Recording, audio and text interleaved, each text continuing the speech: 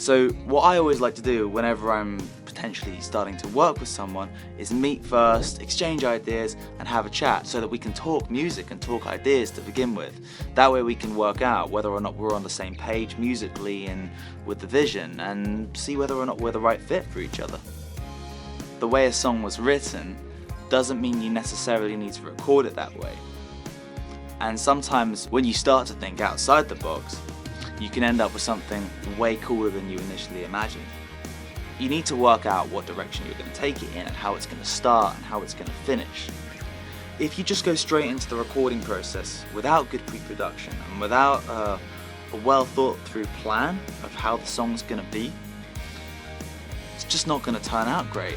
And even with really tight, well-rehearsed bands, this planning phase of the song really goes a long way in taking a song from how it was written to how it's going to sound at the end.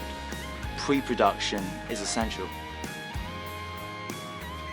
When it comes to tracking parts, I often find that at least some of the parts that we laid down during pre-production actually make it onto the record, because you look back at them and it's like, wow, this bit sounds great, why change it? The most important thing is that we really set our own pace during the recording process.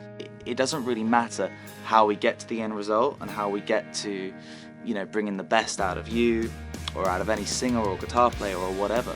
It doesn't matter how we do it. All that matters is we get it.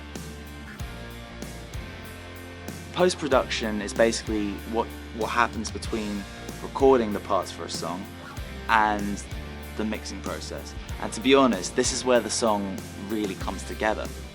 There's 1,001 things you can do in post-production, but the energy will already be there from what we've done during recording and pre-production.